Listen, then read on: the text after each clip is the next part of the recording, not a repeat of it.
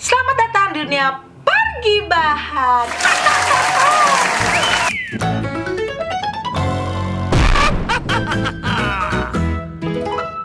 Hai Gibi, kembali lagi dengan aku si Ratu Gibah. Syururututu. Aku nyanyi Libur telah usai, libur telah usai.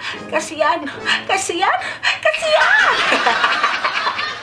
Jadi ada gosip yang beredar bahwa akan ada sekolah offline yang beritanya seperti ini.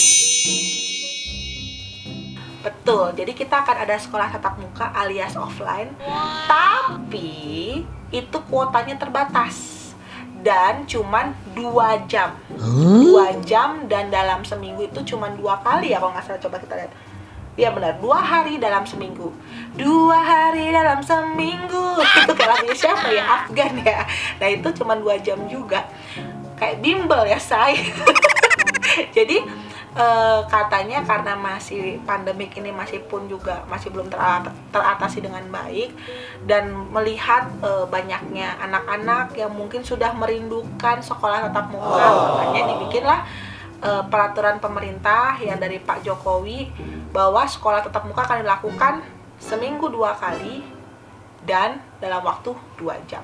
Apa ya komentar para Gibi terkait keputusan dari Pak Presiden ini dan pemerintah? Dari Wahyu Trino, baru datang, bel masuk, duduk, toto udah keluar. Ya bener sih, 2 jam kan, belum hahaha udah tiba-tiba udah pulang aja dari sekolah gitu. Cuman aku mikir nih, biasanya nih kan Indonesia itu kan sangat cinta yang namanya komunikasi, saling sapa. Nah kalau misalnya kita datang 2 jam sekolah, habis itu pas pulang perkara udah keluar rumah, pasti nggak akan kemana-mana itu anak-anak. Nggak kemana-mana, maksudnya nggak kemana-mananya tuh nggak ke rumah gitu, pasti kemana-mana. Gue salah ngomong ya, berarti pasti akan kemana-mana, bukan nggak kemana-mana ya, dodol. Pasti tuh anak pada kemana-mana. Jadi pas udah selesai sekolah, bukannya pulang ke rumah, pasti merajalela lah. Apalagi mall-mall itu kan bukanya itu kan tidak 2 jam. Jadi dengan dia 2 jam di sekolah, abis itu berpuluh-puluh jam di luar, agak membahayakan bukannya? Gimana tuh kontrolnya supaya anak-anaknya itu abis dari sekolah langsung pulang ke rumah? Karena kan masih kangen, kayak seperti statusnya seperti komenan dari Wahyu ini kan cuma sebentar mereka ketemunya. Gimana ya? Coba jawab di komentar, gimana ya caranya supaya anak-anak balik ke rumah dan tidak kumpul-kumpulan gitu. Lanjut dari Aca7711, kayak nomor handphone ya. Sisanya sekolah di rumah dan emak yang ngajar sambil emosi. Ini gue merasakan, karena gue punya ponakan, terus dia sekolah online, terus dia nanya suka macam-macam. Apalagi kalau anak-anak SD kelas 1 gitu kan, daya ingin tahunya tuh sangat tinggi. Bahkan pertanyaan pun kadang aku nggak bisa jawab. Jadi kadang-kadang tuh aku tuh cuman gitu kan. Kadang aku bingung, gue sebagai gurunya, tantenya sebagai guru bingung mau jawab apa, takut salah gitu kan. Akhirnya aku serahkanlah ke adekku kalau pertanyaan keponakanku susah gitu kan. Dan adekku cuma ngomong begini, kalau misalnya pertanyaan nggak bisa jawab, dia ngomong begini, karena kemerdekaan itu ialah hak segala bangsa. Akhirnya ponakan gue ketika paman yang ngomong begitu, dia langsung diam karena tahu pamannya nggak akan bisa jawab lagi. Daripada pamannya marah gitu, terus ke tantenya, ke aku juga ngamuk karena nggak ngerti caranya untuk menjawab karena terlalu mendetail. Anak-anak dengan rasa ingin tahunya. Lanjut dari Ika Prahesti, capek yang nyuci baju, belajar juga nggak maksimal, masuk ya masuk aja, wisata juga udah rame, mall apalagi, udah dong nggak usah diribet-ribetin. Oh, kata si Ika ini, udahlah sekolah normal aja, orang mall aja bebas, kerjaan juga bebas, tempat wisata juga bebas, walaupun kuotanya dibatasin. Udahlah sekolah tatap muka biasa aja, tapi tetap aja kuota dibatasi seperti mall sama tempat wisata. Menurut Ika Prahesti seperti itu. Karena anak-anak ini kan butuh sosialisasi, mereka kehilangan masa-masa kecilnya, masa-masa dimana bisa main bola bekel, main congklak, ya kan? Agak kasian ya anak-anak yang kena di pandemi corona ini. Cuman ya gimana ya, Ika, apapun keputusan pemerintah itu pasti yang terbaik untuk kita, dan yang terbaik selamanya bersama. Udah, lanjut dari Ozan Amir. Tuh anak-anak kalau nggak sekolah tiap hari ngumpul main game sama temen-temennya, bukan makin pinter karena diperbudak game, terus mainnya rame-rame deket-deketan sampai tindih-tindihan gitu. Mending sekolah tatap muka tiap hari. Mau jadi apa generasi muda kalau berkepanjangan sekolah online gini? Oh, jadi dia ngomongin ke tetangga-tetangganya.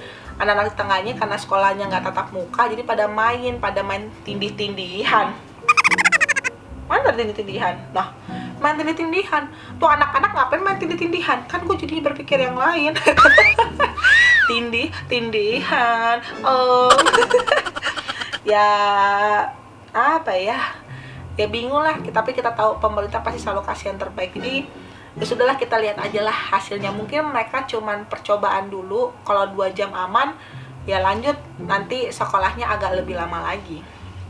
Lanjut dari Asih Hisa 01. Di tempatku juga gitu, udahan haha masuk 2 jam gantian juga, diisi cuma 50% murid. Kata anak-anak udah lumayan buat ngurangin jenuh di rumah. Semoga Covid segera berlalu, semoga semuanya benar-benar kembali normal. Jujur kasihan ke anak-anak dan orang tua juga kalau tidak selesai di rumah karena nggak paham orang tuanya yang stres. Iya, jujur kasihan ke anak dan orang tuanya kalau terus-terusan belajarnya di rumah, anak nggak paham orang tua yang stres. Ya kalau nggak selesai begitu sih. Ya mudah-mudahan pandemi corona cepat selesai ya.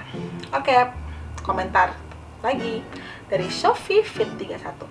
Apa bisa efektif dalam belajarnya? Sedangkan untuk daring saja anak-anak sudah sulit memahaminya. Ditambah tidak sedikit dari mereka, terutama pelajar sekolah dasar kelas 1, belum bisa membaca dengan baik. Pendidikan macam apa ini? What, SD kelas 1 belum bisa membaca? Dia juga sih karena udah 1 tahun, terus mau naik kelas 2 harus orang tuanya yang mengajarkan, sedang orang tua sibuk mencari uang. Jadi mungkin membaca dengan baiknya masih belum benar juga sih karena sekolah daring. Mudah-mudahan corona cepat berlalu, jadi kita juga bisa kembali ke kehidupan yang normal. Amin. Lanjut dari Love Shop. Apakah efektif? Kenapa nggak dibuat kloter-kloter aja? Hari ini yang masuk berapa orang, besok yang masuk berapa orang. Jadi kan di dalam kelas juga nggak kebanyakan orang.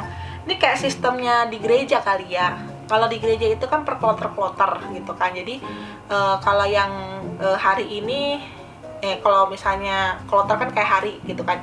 Jadi misalnya kloter yang pertama misalnya di hari Senin, itu nanti ngajarnya tuh ada offline sama sekaligus online. Jadi semuanya juga ikutan belajar yang di rumah. Besoknya kloter yang satunya lagi tuh yang belajar, dan yang lainnya ikutin lewat online. Jadi ada offline sama online secara bersamaan. Kayaknya lebih efektif itu gitu loh, dengan rentang waktu ya memang jam seperti biasa gitu, yang realnya gitu. Biasanya kan jam tuh dari jam berapa ya? Jam 8 sampai jam 2 siang kayaknya kalau sekolah ya. Zaman dulu gue sih begitu sih, waktu SMA jam 8 sampai jam 2 siang.